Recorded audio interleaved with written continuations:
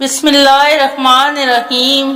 السلام علیکم۔ یہ ایک لاجواب اور انتہائی پر اثر تحریر ہے۔ میرا یہ یقین ہے کہ اگر ایک دفعہ اس تحریر کو آخر تک سن لیں تو آپ کی زندگی میں چھوٹا سا انقلاب ضرور آئے گا۔ ایک نوجوان نے درویش سے دعا کرنے کو کہا۔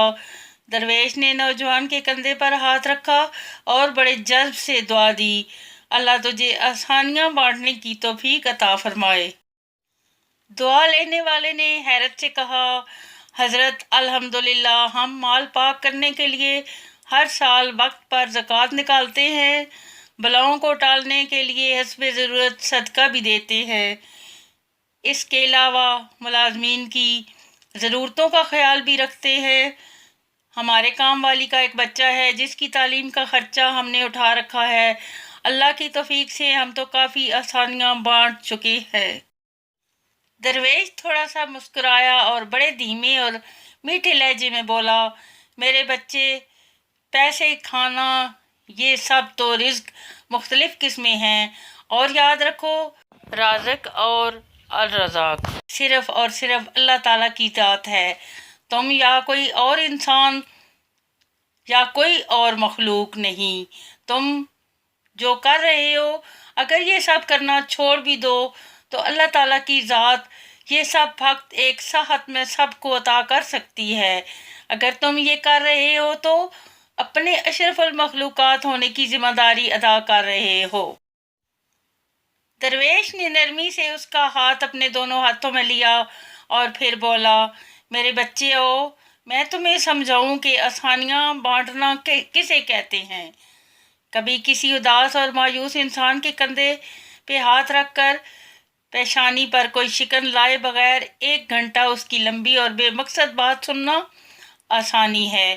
اپنی ضمانت پر کسی بیوہ کی نوجوان بیٹی کے رشتے کے لیے سنجیدگی سے تگ و دو کرنا آسانی ہے۔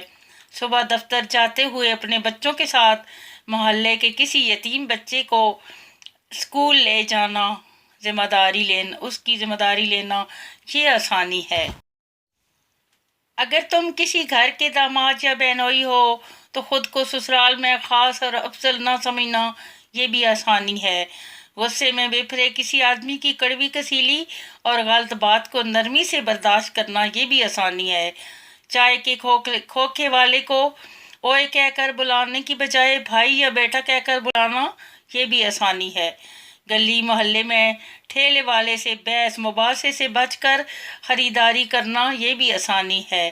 تمہارا اپنے دفتر، مارکیٹ یا فیکٹری کے چوکیدار اور چھوٹے ملازمین کو سلام میں پہل کرنا، دوستوں کی طرح گرم جوشی سے ملنا، کچھ دیر رک کر ان سے ان کے بچوں کا حال پوچھنا، یہ بھی آسانی ہے۔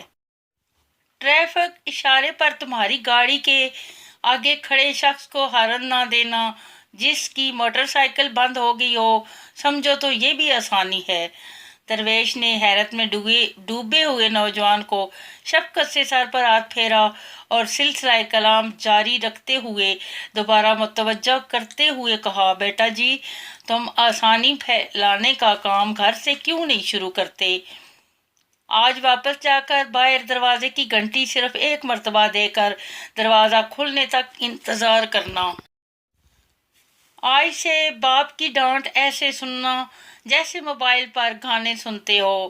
آج سے ماں کی پہلی آواز پر جہاں کہیں ہو فوراً ان کے پاس پہنچ جایا کرنا۔ اب انہیں تمہیں دوسری آواز دینے کی نوبت نہ آئے۔ آئندہ سے بیوی کی غلطی پر سب کے سامنے اس کو ڈانٹ ڈپٹ مت کرنا۔ سالن اچھا نہ لگے تو دسترخوان پر حرف شکایت بلند نہ کرنا۔ کبھی کپڑے ٹھیک استری نہ ہوں تو خود استری درست کر لینا۔ میرے بیٹے، ایک بات یاد رکھنا، زندگی تمہاری محتاج نہیں، تم زندگی کے محتاج ہو۔ منزل کی فکر چھوڑو، اپنا اور دوسروں کا راستہ آسان بناؤ۔ انشاءاللہ تعالی منزل خود ہی مل جائے گی۔ آئیں صدقے دل سے دعا کریں کہ اللہ تعالی ہم سب کو آسانیاں بانٹنے کی توفیق عطا فرمائے۔ آمین ثم آمین یا رب العالمین۔